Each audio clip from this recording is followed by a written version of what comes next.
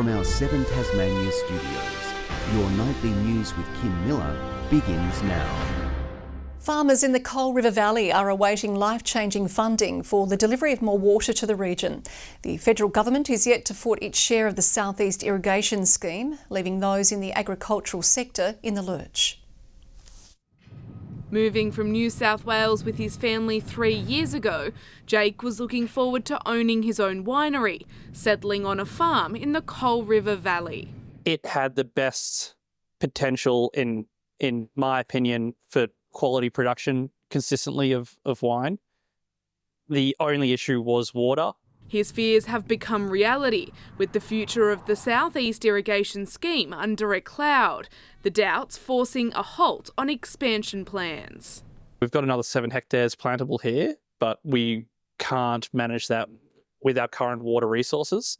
The cost of the project is sitting at $300 million, split between state and federal governments.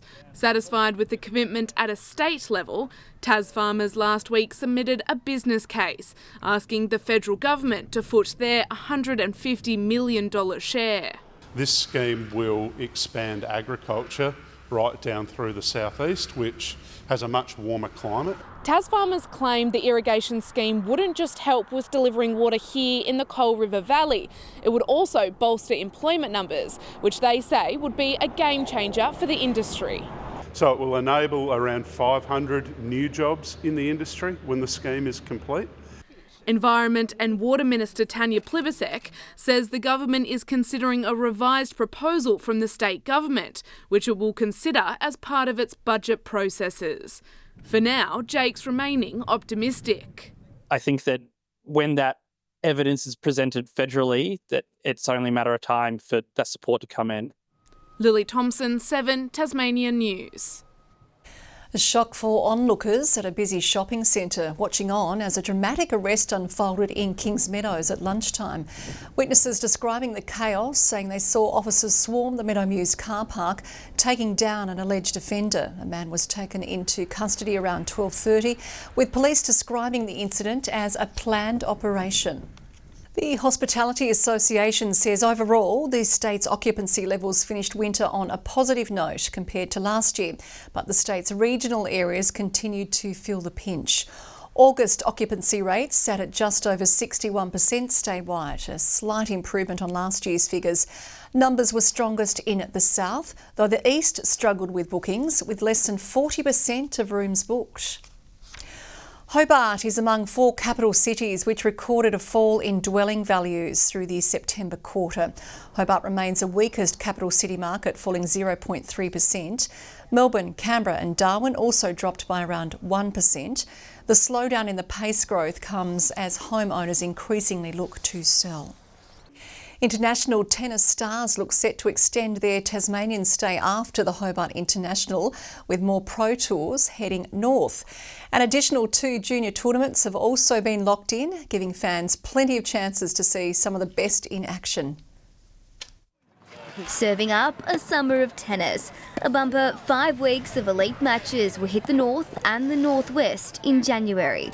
These are world-class events, and they're players, we get a glimpse of them before they actually make it.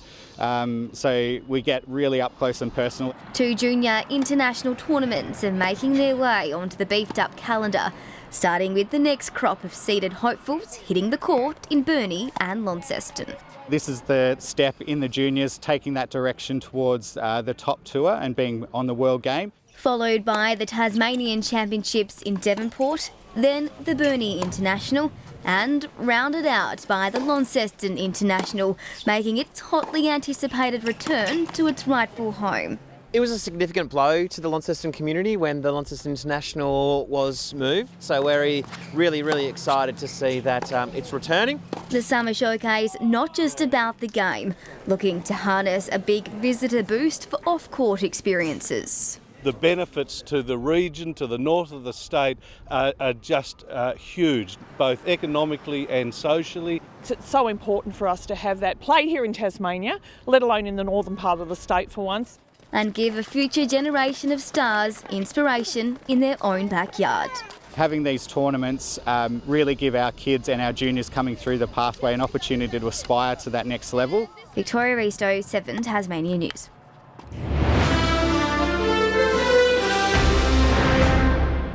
State Labor is concerned about plans to scale back several infrastructure projects, including Launceston's Charles Street Bridge and upgrades to the Tasman Bridge.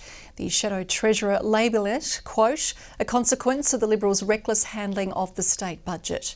The economy is flatlining and we are concerned about the Liberal Party's cuts in this budget to infrastructure in the last year of the forward estimates, which is 30% or just over $300 million. We're delivering significant new infrastructure for this state, intergenerational infrastructure that Tasmanians will be able to use for decades to come. The opposition says it's still concerned how changes to infrastructure plans will impact jobs. Tasmania's high-vis army is being given a significant leg up, with hundreds more free TAFE and vet courses coming online next year. In a bid to help fill workforce shortages, an additional 410 places will be on offer, targeting the housing and construction sector. Fee-free TAFE is opening the door. It's a passport to a good job and a good life for so many people. We've got an ageing industry, I think, here in Tasmania. The older guys could do with some young help here, and I think this is a great pathway. The joint $1.8 million federal and state government partnership hopes to build on Tasmania's previous fee-free scheme success. Former Tasmanian Premier Peter Gutwein is stepping up his crusade to support migrants. Following the success of a walk around Tasmania earlier this year, he is taking the campaign to the national stage, beginning a journey from Launceston to Canberra via Sydney. I was motivated as a result of some ongoing issues of racism in our community, and those matters needed to be called out. But importantly, what we needed to do was to start a positive conversation. And we know that the contribution that migrants and refugees have made to Tasmania over all of our history, you know, and some of the great achievements, like our hydroelectric scheme, for example. He is expecting to arrive in Canberra next week. Road trauma experts have set a bold target to reduce the nation's road fatalities by half in just 6 years. The pledge was made on the first day of the Australasian Road Safety Conference, being held in Hobart for the first time. It's no secret speed kills. It's a contributing factor in accidents around the world, including Australia. Road experts say reducing speed will save lives. Road safety is a huge issue. The numbers are going in the wrong direction. We've been increasing the number of people killed and seriously injured in this country for the last 3 years. The Road Safety Conference is being attended by the best minds from around the globe, who all have one purpose: to reduce deaths and serious injuries from vehicle accidents. Australia, once a world leader in road safety, has slipped behind in recent years, with Sweden now leading the charge. It is preventable. For some reason we accept that people die on the roads. We don't accept it on rail or on boats or in the air. Just last weekend, Tasmania recorded 3 fatalities from road accidents. To date, 25 lives have been lost on the state's roads this year, one more than at the same time last year, with local authorities advocating for more to be done. Across the key areas of safer roads, safer vehicles, safer speeds and safer road users. They're the 4 focus areas. Every single road safety statistic or road toll statistic is in fact a human life. Australia's goal now is to reduce the number of fatalities on its roads by 50% before 2030. Melinda Ogden, 7 Tasmania News. A Tasmanian opposition senator is set to introduce a bill to Parliament restricting changes to decisions made under the Environmental Protection and Biodiversity Act.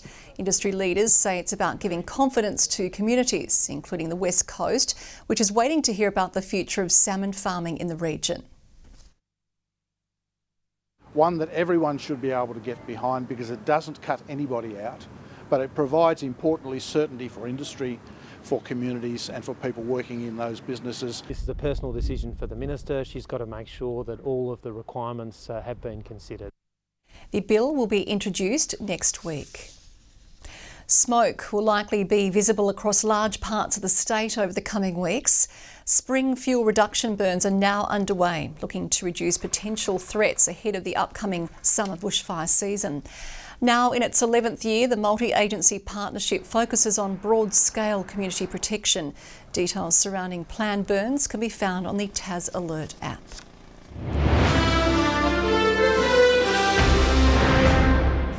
The success of Aboriginal-owned businesses have been showcased at a special event in Hobart, aiming to connect buyers directly to suppliers and also inspire a new generation of Aboriginal entrepreneurs. You can't be if you can't see, and so a lot of young people will see themselves here in the future. For every dollar you spend with an Indigenous business, there's $5 of social impact generated. Similar events in Launceston and the Cradle Coast will also be held over the next week.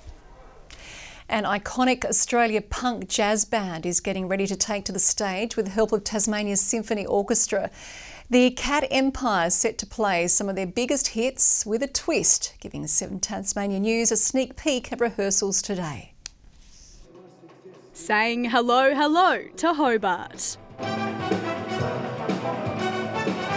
I've got to say it's like up there with some of my most musically thrilling moments in my life so far. The Cat Empire mixing their greatest hits with backup from the Tasmanian Symphony Orchestra. The 50-piece ensemble able to put the show together in just 2 rehearsals. It's a very different gig to what we usually do. Normally we're doing stuff in the concert hall, much more traditional orchestral stuff, but it's really fun to do these commercial gigs like this. It's all part of the Aussie band's national tour, the group having already collaborated with similar orchestras in Sydney and Brisbane, playing some of their biggest hits with a twist. The sound of the orchestra complements a lot of the stuff we've done, especially a lot of our newer material, but one of the funnest things was taking some of our older songs and completely flipping the style of them on their head. And the show doesn't end here. Cat Empire next headed to Adelaide, today also hinting at the possibility of an international tour. Just the response from the orchestras and the band on stage, it's just something I'd really love to take internationally long term, just because of how much fun these shows have been. But not before playing 2 major shows in Hobart tonight and tomorrow to a packed out Rest Point. Ruby Cairns, 7 Tasmanian News. A local cellar door has been awarded Best Wine List in Tasmania at a national competition. Malto in Hobart bringing home the honour alongside Institute Polaire, which secured the best overall list of wines in the country at this year's Australian Wine List Awards. The Tassie duo going up against some of the most popular wine bars in the country, including Melbourne's Gimlet and Agnes in Queensland.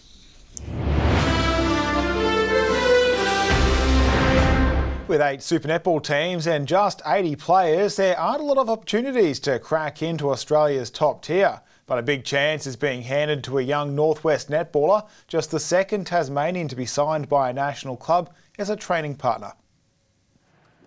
A phone call from the Adelaide Thunderbirds wasn't something Charlotte Walker expected, but she needed no time at all to consider the offer to join the back-to-back Super Netball premiers. I had no idea what I was in for, so when I got the call it was a massive shock. I never really expected it.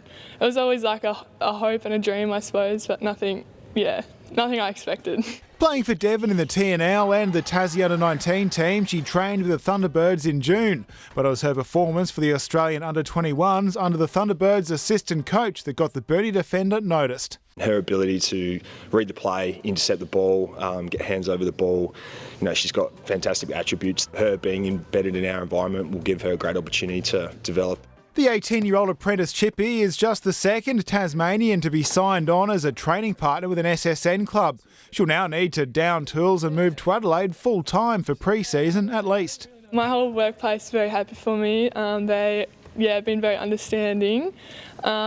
It will mean that the apprenticeship has to go on hold. I'm not too sure what that looks like right now. While Charlotte has stiff competition against Adelaide's top-rated defenders for a spot in the main team, the experience is unbeatable. This is the best netball team in the world right now, so that is an unbelievable environment for Charlotte to be able to, head across there to Adelaide and immerse herself in an amazing high-performance environment. And in the absence of a Tassie franchise, she's landed the right club. I actually did like Thunderbirds because my favourite colour is pink. And in a talent-laden Tigers outfit, even Australia cap spinner and recent Tassie debutant Matt Kuhneman understands he's no shoe-in for the Tigers' first Shield match.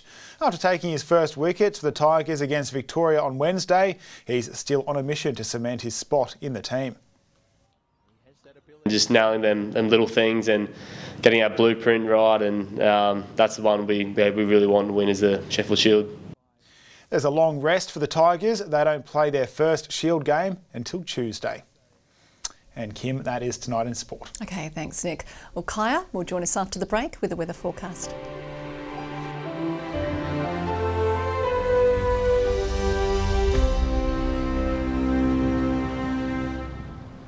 Good evening. Hobart, Devonport and Burnie all 17 today, 19 recorded in Launceston.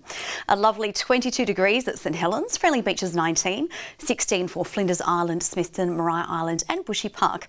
We saw 15 on King Island at Lowhead and also at Grove, 14 for Strawn and just 9 in Lyowini.